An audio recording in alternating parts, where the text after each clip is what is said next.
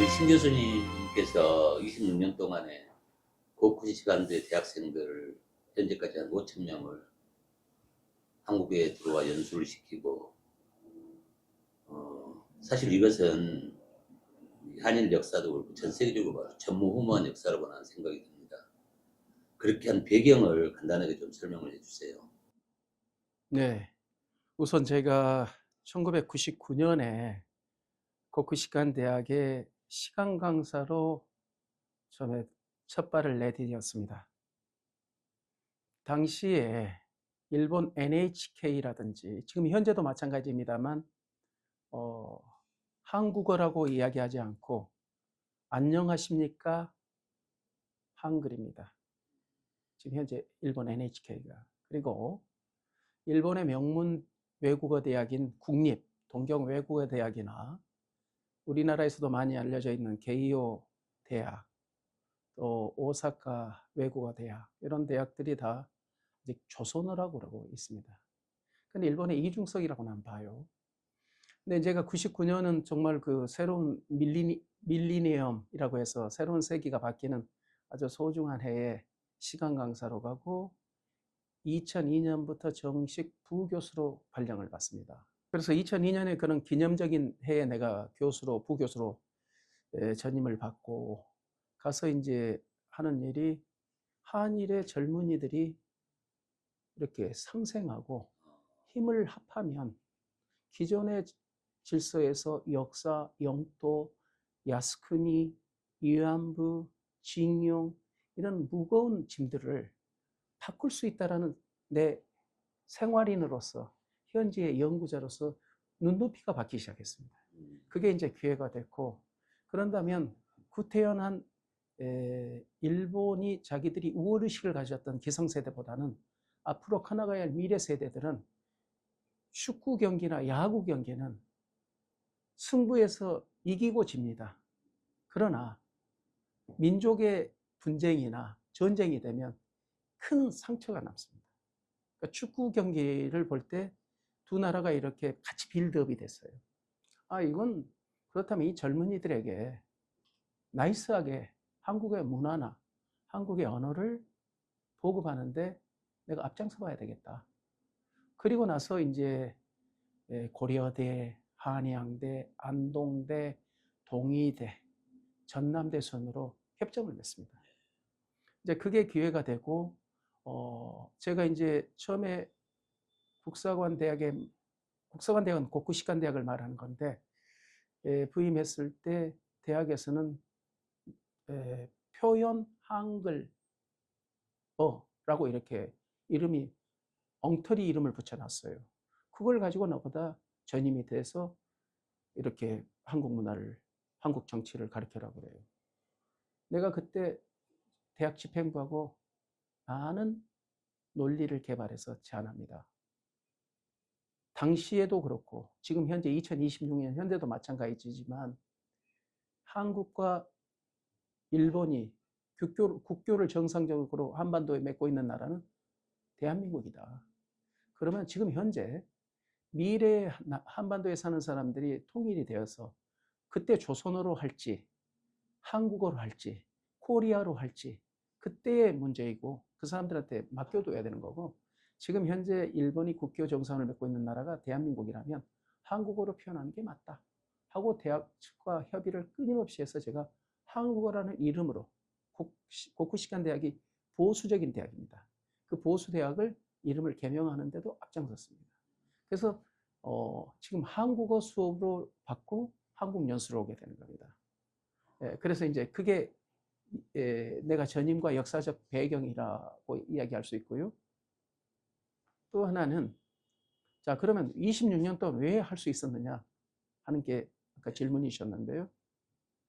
일본 아이들에게 한국의 한일 관계, 한국 정치, 한일 역사 이런 걸 쭉 가르쳐 보니까 아이들은 굉장히 순수하게 접해요. 근데 기성세대의 프레임에 딱 젖어 있는 거예요. 이걸 바꾸는 방법은 한국의 언어와 문화를, 우리가 옛날 어른들이 백문이 불여일견이라는 이야기가 있는데 한참 감수성이 그 풍부한 청년들이 직접 내 눈으로 가서 보고 만져보고 걸어보고 현지의 공기에서 사색한다 하면 이거야말로 가장 올바른 교육이다. 나는 판단했습니다. 그리고 고려대학에서 저한테 문제 제기를 해서 한일 관계 아베 신조 정부 때 굉장히 양국이 치열하게 이렇게 파싱을 하고 있었기 때문에 저는 천안 독립기념관과 판문점을 꼭 가게끔 미션에 넣었습니다. 그 이유는 좋은 모습만 보면 진정한 친구가 될 수 없습니다.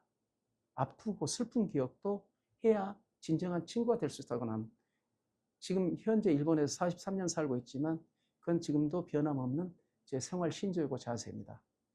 결혼할 때 좋은 것만 보고 결혼해요.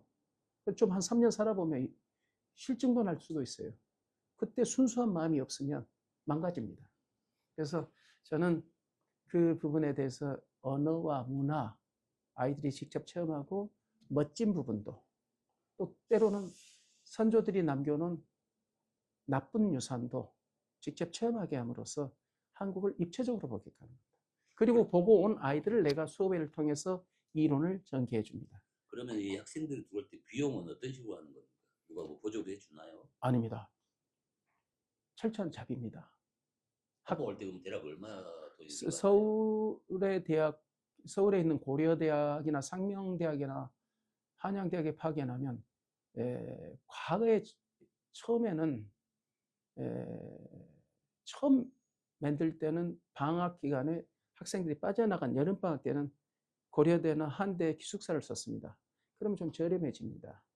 그런데 이제 그 기숙사 활용이 굉장히 어렵게 됐어요. 우리나라도 국내 학생들도 포화 상태가 되다 보니까 그러다 보니까 학비는 학비대로 따로 내야 되고 그 학생들이 시내에 있는 비즈니스 호텔을 사용해서 2인 1실을 쓰게 됩니다. 그러면 서울에 오려면 학비하고 체재비하고 또 가용돈이 필요합니다. 그러면 서울에 오려면 한 55만에서 65만 원 사이가 필요합니다. 아는 돈입니다. 일본 엔입니다. 자비로 옵니다. 55만 엔. 55만에서 60만 원입니다. 항공비까지 다 포함하는 거죠. 보험료. 그러면 상당히 많은 비용을 내서 아이들이 1개월 공부하러 오는 겁니다. 근데 이제 전남대학으로 가게 되면 전남대학은 국립대학입니다. 그리고 전남대학은 지방에 있는 국립대학이다 보니까 기숙사가 방학 기간이나 이 기간에 빕니다. 그래서 그 길을 활용하다 보니까 전남대학을 가게 되면 서울보다는 한 20만 원, 적게는 15만 원 정도 차이가 납니다. 그래서 전부 올 자비로 온다는 이야기입니다. 앞으로도 이 사업을 계속 이제 하실 계신가요? 어떤가요? 국사관 대학간 지가 26년인데, 제가 이제 일본은 제가 종신 교수로 퍼미션을 받고 있습니다. 그렇기 때문에, 제가 이걸 제 주변에서 제가 관계하고 있는 단체나 또 소속계 관계자분들께서 한 10년 전부터 신경호 교수의 서울의 입지나 동경에서의 뭐 소위 말하는 체면도 있으니 학생이 인솔하는 거 이제 그만해도 되지 않겠냐고 나한테 귀뜸을 하시는 분들이 여러 분 계셨습니다. 근데 이거는 정성과 열정과 성의를 다하지 않으면 망가지는 프로그램입니다. 예를 들면 이번에 전남대학교 56명을 이끌고 가는데 저도 그렇고 학생들도 새벽 3시, 3시 반에 다 깼습니다. 그래가지고 공항에 6시 반까지 집결인데 선생은 인솔 교수니까 6시 5분, 10분에는 공항에 도착해야 됩니다. 그럼 저는 5시 전에 집을 나섰습니다. 그리고 비행기는 11시 20분에 김포공항에 도착했지만 내려서 짐 찾고 또 이제 생활비 환전하니까 1시 반에 저기 떠납니다. 그래서 4시간 걸려서 광주 가니까 5시 반이 넘어요. 그리고 보따리만 방에 체크인하고 아이들이 샌드위치 하나 먹고 광주까지 갔잖아요. 그래서 거기서 이제 저녁을 뭐 현지식으로 환영회를 하면 저녁을 먹고 나니까 8시 반입니다. 그러니까 저도 숙소에 체크인이 9시 반이었습니다. 그러니까 그리고 나서 또 지인들 좀 만나서 현지 교수들하고 좀 미팅하고 나니까 밤이 늦어져 버려요. 정작 그러면 저도 나이가 6학년 중반인데 정작 잠자는 시간은 몇 시간도 되지 않았습니다. 그래서 참 이게 굉장히 긴 여정이고 굉장히 체력이 소모된다. 이걸 느낍니다. 그러나 체력이나 긴 여정이지만 사람은 영혼, 정신이 끌고 가는 거지 몸의 육신의 고깃덩어리가 끌고 가는 게 아닙니다. 그래서 정신이 반듯하고 해야 된다는 어떤 사명감, 이게 아이들에게 가르칠 수 있는 진정한 한류의 팬들을 이렇게 형성하고 진정한 친구, 미래의 주역들을 육성한다는 사명감 때문에 제가 그